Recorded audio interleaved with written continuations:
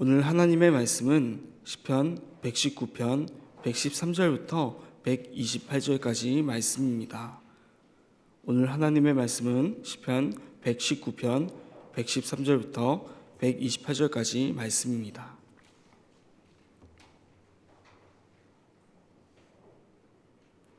자, 다 찾은 줄 알고 함께 113절부터 함께 합독하도록 하겠습니다. 함께 보시겠습니다. 내가 두 마음 붙는 자들을 미워하고 주의 법을 사랑하나이다. 주는 나의 은신처요 방패시라. 내가 주의 말씀을 바라나이다. 너희 행악자들이여 나를 떠날지어다. 나는 내 하나님의 계명들을 지키리로다. 주의 말씀대로 나를 붙들어 살게 하시고 내 소망이 부끄럽지 않게 하소서. 나를 붙드소서. 그리하시면 내가 구원을 얻고 주의 율례들에 항상 주의하리이다. 주의 율례들에서 떠나는 자는 주께서 다 멸시하셨으니 그들의 속임수는 허무함이니이다. 주께서 세상의 모든 악인들을 찌꺼기같이 버리시니 그러므로 내가 주의 증거들을 사랑하나이다. 내 육체가 주를 두려움으로 떨며 내가 또 주의 심판을 두려워하나이다. 내가 정의와 공의를 행하였사오니 나를 박해하는 자들에게 나를 넘기지 마옵소서. 주의 종을 보증하사 복을 얻게 하시고 교만한 자들이 나를 박해하지 못하게 하소서. 내 눈이 주의 구원과 주의 의로운 말씀을 사모하기에 피곤하니이다. 주의 인자하신 대로 주의 종에게 행하사 내게 주의 율례들을 가르치소서. 나는 주의 종이오니 나를 깨닫게 하사 주의 증거들을 알게 하소서. 그들이 주의 법을 폐하였사오니 지금은 여호와께서 일하실 때니이다. 그러므로 내가 주의 계명들을 금 곧 순금보다 더 사랑하나이다. 그러므로 내가 범사의 모든 주의 법도들을 바르게 여기고 모든 거짓 행위를 미워하나이다. 아멘. 함께 말씀 살펴보도록 하겠습니다. 계속해서 함께 한 주 동안 살펴보고 있는 본문은 시편 119편입니다. 이제 알파벳 15번째인 사멕과 또 16번째 알파벳인 아인에 대한 각각 8절에 대해서 살펴보게 될 것입니다. 오늘 본문도 여전히 시편 119편 저자는 고난 가운데 하나님의 말씀을 붙들며 살아가려는 처절한 그 몸부림을 보여주고 있습니다. 먼저 말하였듯이 오늘은 사멕행과 아인행에 대해서 함께 살펴보게 될 것인데, 그 중에 사멕행인 113절부터 120절까지 8절을 살펴볼 때 고난 가운데 하나님께서 시편 저자를 붙들어 주기를 원하는 내용을 함께 살펴보려 합니다. 먼저 113절부터 115절까지는 하나님의 말씀대로 살지 않고 또 자신을 대적하는 자들을 향하여 외치며 시작합니다. 113절의 시작은 내가 두 마음을 품는 자들을 미워하고 라고 말하며 시작하고 있습니다. 여기서 두 마음이라는 것은 성경에 자주 등장하기도 하는데 하나님뿐만 아니라 우상이나 세상도 함께 섬기려는 그 마음을 의미합니다. 그런 자들을 미워한다라고 말하며 시작하고 있는 것입니다. 미워한다라고 말하면 사랑하는 것도 있다는 것이겠죠. 하반절엔 이렇게 말합니다. 주의 법을 사랑하나이다. 누가 사랑합니까? 내가, 시편의 저자가 사랑한다는 것입니다. 즉 시편 119편의 저자는 자신은 하나님의 법, 그 말씀을 사랑한다라고 말하며 또 그와 대조해서 두 마음을 품는 자들을 미워한다라고 말하고 있습니다. 즉 두 마음을 품는 것은 하나님의 법, 그 말씀을 따른 자가 아니라는 것입니다. 어떻게 보면 두 마음이라는 것은 세상을 향한, 우상을 향한 마음도 있는 것처럼 또 다른 마음, 바로 하나님을 향한 마음도 있는 것처럼 보입니다.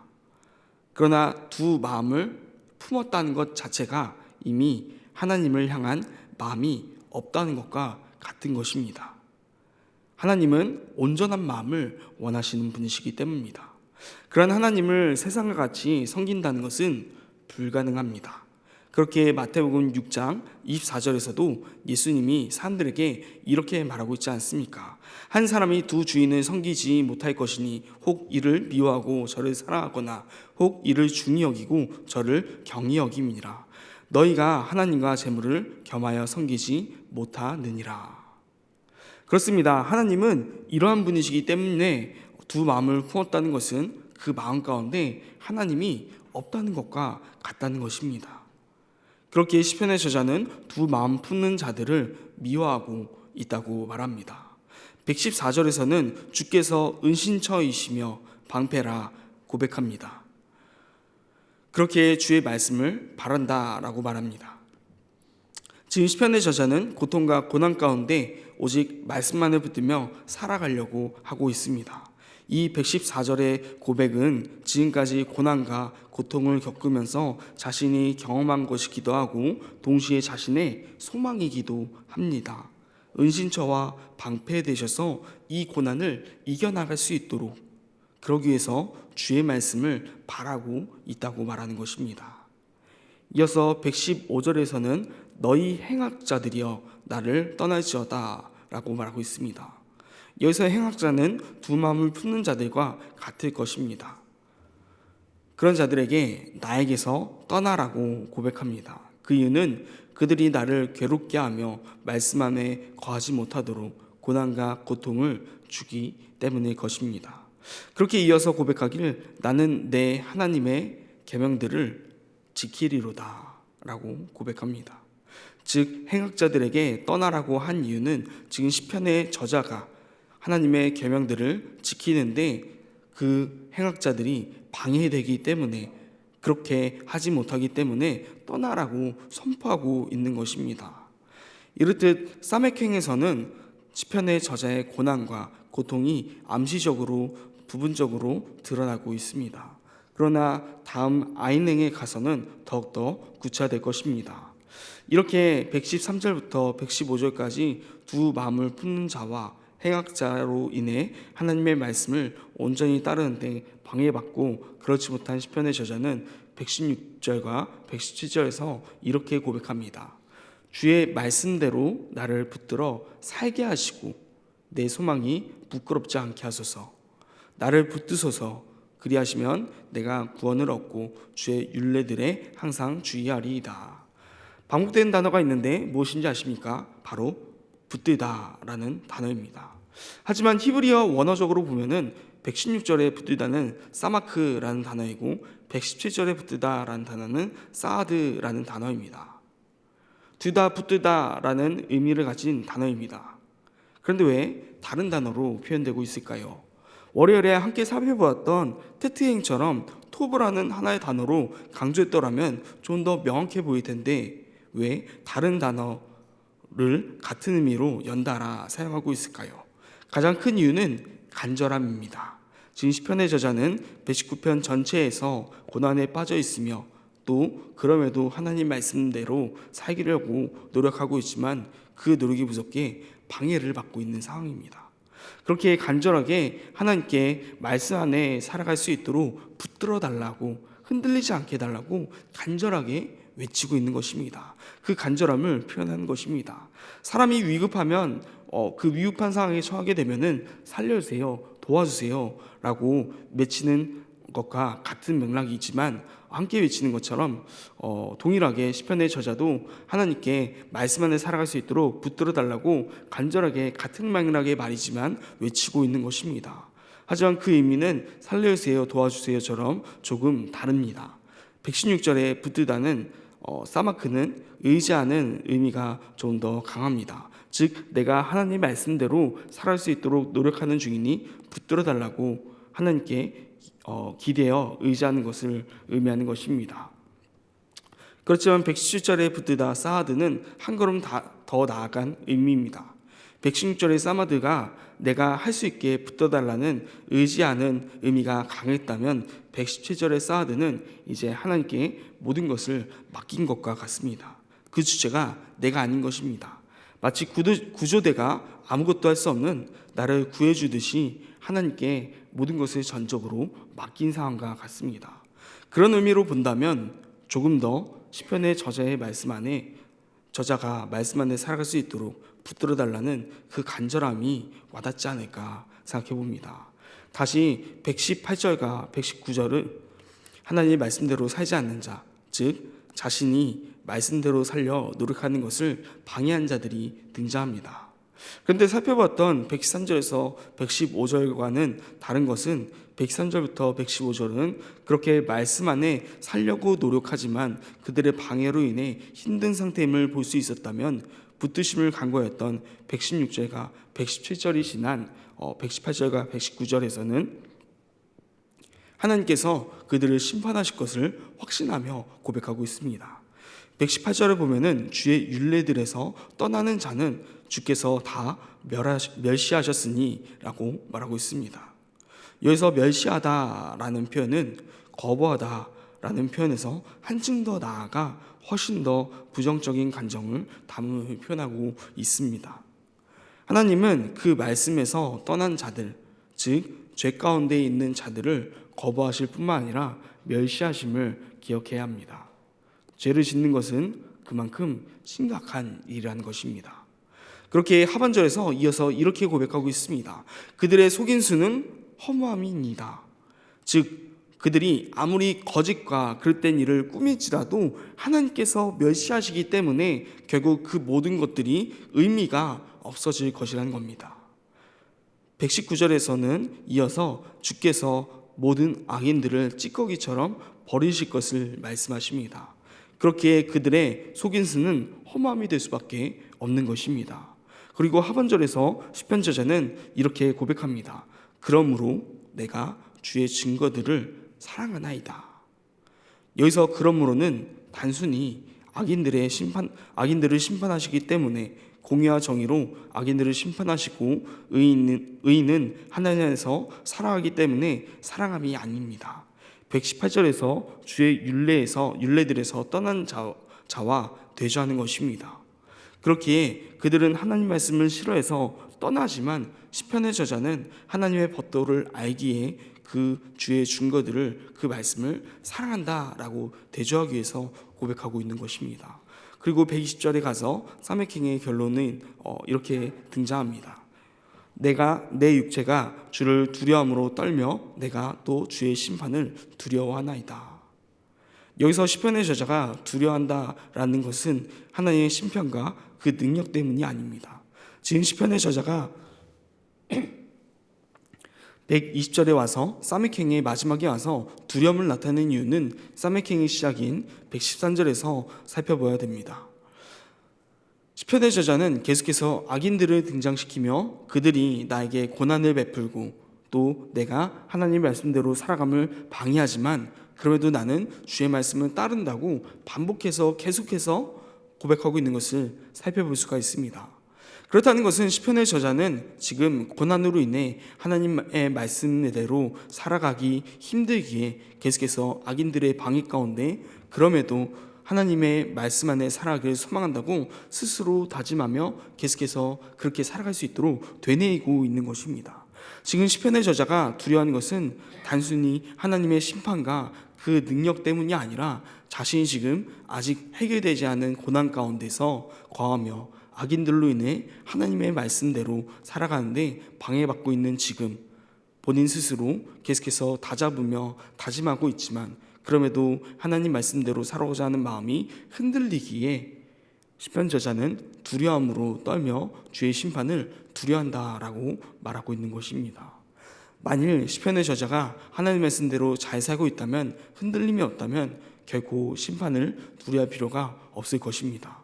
그런데 심판을 두려워함은 자신이 삶 속에서 하나님 말씀을 놓지 않으려고 살아가고 있지만, 노력하고 있지만 그것이 끊임없이 삶 가운데서 세상의 고난과 악인의 방해로 흔들리고 있기 때문에 두려워하고 있는 것입니다. 우리는 어떠합니까? 정말로 시편의 저자처럼 하나님 말씀 안에 잘 살아가고 있습니까? 또 그렇게 노력하고 있습니까? 혹시 시편의 저자처럼 세상 가운데 삶 속에서 때로는 그 결심이 흔들리진 않습니까? 되돌아볼 수 있길 바랍니다. 이후로 121절부터는 아인행에 속합니다. 121절부터 122절은 하나님의 말씀을 따르는 자신을 지켜달라고 고백하고 있습니다.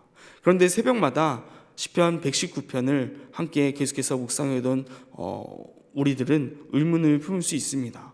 어디서 많이 들어본 내용이기 때문입니다. 그렇습니다. 시편 119편에서는 끊임없이 시편 저자가 자신이 하나님 말씀을 지키고 있은가, 또 그렇기에 하나님 말씀이 이 땅 가운데 실현되어 자신을 지켜줄 것을 간구하고 있습니다. 그렇다면 계속해서 반복되는 이 부분을 어떻게 묵상해야 될까요? 반복되는 이유가 있음을 알아야 됩니다. 지금 시편의 저자가 계속해서 자신이 하나님 말씀을 잘 지키고 있음을, 그리고 그렇기에 자신이 하나님 말씀 안에서 보호받아야 됨을 말한 이유는 단 하나입니다. 아직도 그 고난으로 인해 보호하심과 지키심이 실현되지 않았다는 것입니다. 즉 저자가 아직까지도 그 고난이 풀리지 않은 것이고, 또 계속해서 하나님 말씀대로 살고자 노력하지만 악인들의 방해로 인해 어려움을 겪고 있기 때문에 계속해서 내가 하나님 말씀을 잘 지키며 살아가고 있으니 하나님 말씀 안에 보호받아 함이 마땅하다라고 고백하고 있는 것입니다. 그렇게 계속함으로 계속해서 하나님 말씀 안에서 살아가려는 자신의 노력이 악인들과 세상의 방해를 받고 있지만, 계속해서 하나님의 말씀을 지키며 계속 살아가기 버겁지만 계속해서 하나님의 말씀이 이 땅 가운데 실현될 것이고, 악인들은 망하고 자신은 말씀에 따라 지켜질 것임을 계속해서 스스로 되뇌임을 통하여서 하나님의 말씀을 지켜나갈 원동력으로 삼고 있는 것입니다. 그렇게 이어지는 123절과 124절을 통해서 눈이 피곤할 정도로 하나님의 말씀을 사모하며 그 때를 기다리고 있다라고 고백합니다. 그렇게 계속해서 주의 율례들을 가르치소서라고 고백하며 하나님의 말씀으로 계속해서 내가 살아갈 수 있도록 가르치소서라고 되뇌이고 있는 것입니다. 계속해서 이어서 125절부터 126절은 통해 주의 증거들을 알게 해달라고, 또 여호와께서 일하실 때라고 기도하며 고난으로 인해 악인들로 인해 하나님 말씀 따라 살아가기 힘든 상황을 해결해 달라고, 그래서 하나님 말씀 따라 계속해서 살아가길 원한다고 고백하고 있는 것입니다. 우리들 가운데에도 어떤 상황 가운데에서 하나님 말씀을 따라 살아가기 위해 몸부림칠 수 있는 자들이 되기를 간절히 소망합니다. 노력할 수 있는 자들이 되기를 원합니다. 시편 119편의 저자가 얼마나 말씀 안에 살기 위해 노력하고 있는지를 깨달을 수 있는 시간 되기를 간절히 소망합니다. 이어서 시편의 저자는 오늘 본문의 마지막인 127절과 128절에서 이렇게 고백하고 있습니다. 그러므로 내가 주의 계명들을 금 곧 순금보다 더 사랑하나이다. 그러므로 내가 범사에 모든 주의 법도들을 바르게 여기고 모든 거짓 행위를 미워하나이다 고백하고 있습니다. 127절 그리고 128절에서 시작하는 단어는 그러므로입니다. 그러므로 주의 계명들은 순금보다 더 사랑한다. 그러므로 모든 주의 법도들을 바르게 여기고 모든 거짓 행위들을 미워한다. 그러므로 오늘 함께 살펴본 시편 119편의 저자의 상황이 그러므로라고 할 수 있는 상황입니까? 119편의 저자의 상황은 바뀌지 않았습니다. 여전히 고난 가운데 있으며 그럼에도 하나님 말씀대로 살기 위해 노력하고 있고, 여전히 하나님 말씀대로 살려고 노력하고 있어도 악인들의 방해가 끊어지지 않고 계속해서 이어지고 있다는 것입니다. 오늘 말씀의 마지막 접속사는 그러므로가 아니라 그럼에도가 맞지 않나 생각해 봅니다. 그럼에도 저자는 그러므로라고 마지막에 고백하고 있습니다. 모든 상황은 여전히 하나님 말씀대로 살아가기 힘들고 어려운 상황이지만, 그럼에도 시편의 저자는 그러므로라고 고백하며 여전히 하나님 말씀대로 살기 위해 발버둥 칠 것임을 다짐하고 있습니다. 우리는 어떠합니까? 이러한 시편의 저자와 같은 결단이 있습니까? 꾸준함이 있습니까? 어떠한 상황 가운데서도 흔들리지 않을 자신이 있습니까? 어떠한 상황 가운데서도 그러므로라고 고백하며 여전히 동일하게 하나님 말씀을 따르겠다라고 고백할 수 있습니까? 오늘 하루가 그런 하루가 되시길 간절히 소망합니다. 어떠한 상황 가운데서도 여전히 하나님 말씀을 내가 사모하며 따르길 원합니다. 노력합니다. 그렇게 고백할 수 있는 자들이 되기를 간절히 소망합니다. 그럼을 통해서 오늘 하루 가운데 때로는 역경이 찾아올지라도 고난이 찾아올지라도 내가 말씀 안에 살기 힘든 그런 상황 가운데 놓이게 되고 그런 상황들이 찾아온다 할지라도 여전히 그러므로 라고 고백하며 하나님의 그 말씀이 순금보다 더 사랑합니다. 또 내가 범사의 모든 주의 법도들을 바르게 여기고 모든 거짓행위들을 미워하나이다 라고 시편 저자와 같이 고백할 수 있는 하루가 되기를 간절히 소망합니다.